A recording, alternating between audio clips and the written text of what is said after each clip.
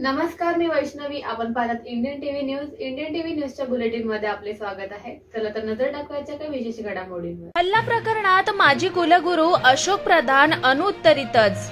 माजी कुलगुरू अशोक प्रधान यांच्यावरील हल्ला प्रकरणी 2 जणांना अटक करण्यात आली आहे. मात्र या हल्ल्यासंदर्भात प्रधान यांच्याकडून घेण्यात आलेल्या पत्रकार परिषदेत सर्व प्रश्नांची उत्तरे अनुत्तरितच होती.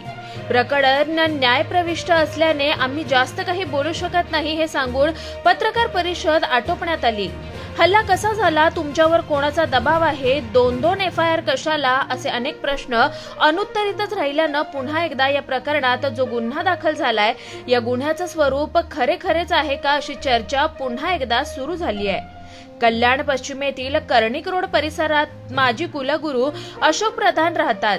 प्रधान हे छत्रपती शिक्षण संस्थेचे सर्वेसर्वा होते. 2016 साली ते निवृत्त झाले. काही वर्षांपूर्वी घडलेल्या एका प्रकरणात एका शिक्षक संजय जाधव यांचे निलंबन करण्यात आलं होतं. या निलंबनानंतर शिक्षक जाधव यांनी न्यायालयात दाद मागितली होती. याच दरम्यान त्यांनी काही दिवसापूर्वी प्रधान यांच्या घरी जाऊन चर्चा केली होती. यावेळी त्यांच्यासह त्यांच्या कुटुंबियांनी चोरी केली, प्राणघातक हल्ला केला अशी तक्रार महात्मा फुले पोलिसांकडे दाखल करण्यात आली. आधी एक जबाब दिला गेला, त्यानंतर दुसऱ्या दिवशी दुसरा जबाब दिला गेला. या प्रकरणात राजकीय हस्तक्षेप झाल्यानं पोलिसांनी या प्रकरणात 5 जणांच्या विरोधात गुन्हा दाखल केलाय. त्यापैकी संजय जाधव आणि संदेश जाधव या दोघांना अटक करण्यात आली होती. आधी हे प्रकरण चोरी आणि मारामारीचं दाखवलं होतं. नंतर पोलिसांनी या प्रकरणात 307 कलमान्वये गुन्हा दाखल केला. शहरात या हल्ल्याबाबत उलटसुलट चर्चा सुरू झाली. या प्रकरणी अशोक प्रधान यांनी आज गुरुवारी पत्रकार परिषद घेतली. या पत्रकार परिषदेत हल्ला कशा स्वरूपाचा होता, जबाब का 2 वेळा दिला गेला, नक्की त्या दिवशी काय झालं होतं, आरोपी शिक्षकाचा काय आरोप होता, असे अनेक प्रश्नांची उत्तरं दिली गेली नाही. कारण हे प्रकरण न्यायप्रविष्ट आहे. प्रधान यांनी सांगितलं की पहिल्या दिवशी सहानुभूतीपोटी जबाब दिला गेला. नंतर कळालं समोरची व्यक्ती सहानुभूती दाखवण्याच्या लायकीचा नाही. त्याने जे लोक समोर आणले होते ते त्याचे कुटुंबीय नव्हते. हे समजल्यावर मी दुसरा जबाब दिला गेला. या सोबत संस्थेचे सचिव निलेश रेवगडे यांनी देखील प्रकरण न्यायप्रविष्ट असल्याचं सांगून काही बोललं नाही. पत्रकार परिषद घेण्याचा काय उद्देश होता, उत्तरं दिली गेली नाही. तर पत्रकार परिषद कशाला घेतली? प्रधान यांच्या पत्रकार परिषदेनंतर या गुन्ह्यात लावलेली कलमे खरीच आहेत का, असा प्रश्न उपस्थित केला जातोय.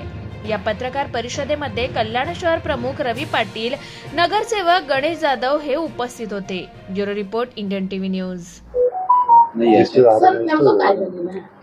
मी आता एवढंच माझ्या प्रेस कॉन्फरन्सच्या नोटमध्ये म्हटलं की माझ्यावरती जीवघेणा हल्ला झाला. आता जीवघेणा हल्ला याचा अर्थ जीवे मारण्याचा प्रयत्न,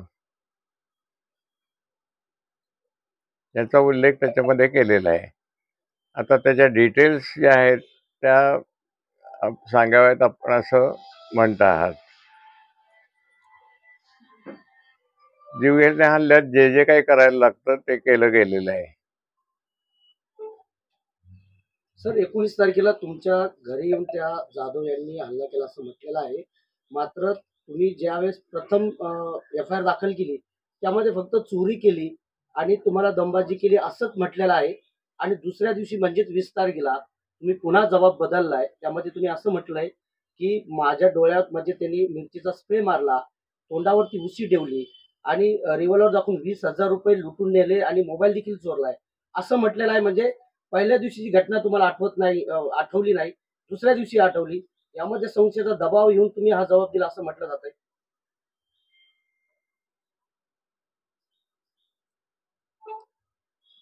त्या संबंधात सुद्धा आपण पूर्णपणे दुसऱ्या दिवशी जे काही सांगितलं गेले ते पूर्णपणे आपण सांगितलं नाहीत. आता या FIR मध्ये दुसऱ्या उल्लेख केलाय. पहिल्या FIR वेळेला ज्या प्रकारची स्थिती, माझी मनस्थिती होती, जी काही माहिती मला होती त्या व्यक्तीच्या संबंधात, कारण त्या व्यक्तीशी माझा 6-7 वर्षात माहिती नाही. त्यामुळे त्याच्याबरोबर आलेल्या व्यक्ती त्याच्या कुटुंबातल्या होत्या नाही हे मला काही माहीत नव्हतं. पण ते कुटुंब म्हणून मला इंट्रोड्यूस केलं गेलं आणि त्यामुळे त्याच्या सगळ्या सांगण्यावरती विश्वास ठेवून ते कुटुंब आहे या पद्धतीने त्याच्याकडे पाहिलं गेलं. आणि जेव्हा पहिला FIR मी दिला त्यावेळेस ते कुटुंब नव्हतं, ती एकटी एक व्यक्ती होती आणि बरोबरच्या व्यक्ती दुसऱ्या होत्या. आणि ते जे चित्र त्यांनी माझ्यासमोर उभं केलेलं होतं ते चित्र हे त्याच्याबद्दल दया निर्माण करणारं असं होतं. त्यामुळे त्यांनी खूप मोठ्या प्रकारचा जीवघेणा हल्ला जरी केला होता तरी तो अंडर डिप्रेशन अशा पद्धतीने केला असं चित्र तिथे माझ्यासमोर उभं राहिलेलं होतं. परंतु जेव्हा संपूर्ण माहिती थोडी माझ्यासमोर आली की जी आलेली आहेत व्यक्ती त्या फॅमिली नाही, त्या आणलेले दुसरे भाडोत्री व्यक्ती अशा होत्या. त्यामुळे तो माझ्याशी पूर्णपणे खोटं बोलला आणि त्यामुळे जी दया कंपॅशन थोडीशी मला निर्माण झाली होती ती माझ्या लक्षात आली की अशा प्रकारची दया कंपॅशन दाखवण्याची सारखी ही व्यक्ती नाही. आणि त्या संदर्भात जे जे काही त्यांनी केलं, आता आपण जे सगळं सांगितलं की दुसऱ्या FIR मध्ये ज्या ज्या गोष्टी मांडल्या गेलेल्या आहेत त्या मांडण्या ही त्याच्यावरती कुठल्याही प्रकारची दया वगैरे दाखवण्याची लायकीची ही व्यक्ती नाही. आणि त्यामुळे या व्यक्तीला जास्तीत जास्त शिक्षा झालीच पाहिजे ही निश्चित भूमिका मला घ्यावी लागली.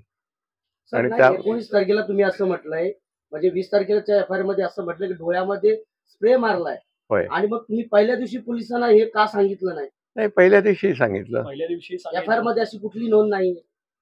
पहिल्या दिवशी तेही सांगितलं होतं. फक्त त्या दिवशी असं झालं होतं की ह्या व्यक्तीबद्दल त्यांना बोलू द्या ना. संस्थेचा दबाव हा, आहे. या संस्थेच्या दबावाखाली या सगळ्या दुसऱ्या दिवशी जबाब दिलाय. कसलाही चर्चा आहे. कसल्याही प्रकारचा दबाव माझ्यावरती नव्हता. सर, सीसीटीव्ही पोलिसांना दिले गेले हे केवळ कंपॅशन पोटी हे सगळं खरं सांगतोय अशा पद्धतीने ही संपूर्ण घटना सर, सीसीटीव्ही मध्ये आहे आणि सीसीटीव्ही पोलिसांना दिला गेला अशी काही माहिती आहे.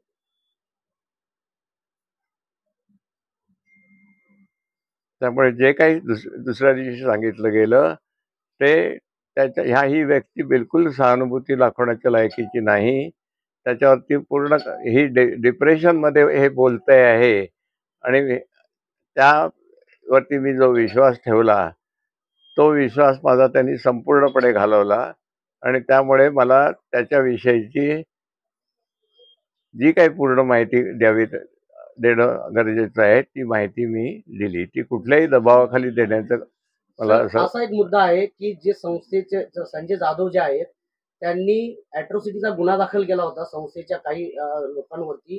त्यामुळे तुमचा वापर संस्था करते आणि जबरदस्तीने तुमच्याकडून हा गुन्हा वधवून घेतला गेलाय अशी चर्चा देखील आहे. ती संपूर्णपणे चुकीची आहे. म्हणजे अॅट्रॉसिटीचा गुन्हा दाबण्यासाठी हा वापर केला जातोय असं मत आहे.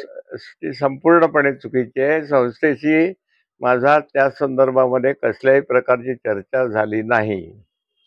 या होत्या इंडियन टीव्ही न्यूज. तुम्हाला आमच्याशी संपर्क साधायचा असल्यास स्क्रीनवर दिलेल्या क्रमांकाशी संपर्क साधू शकतात.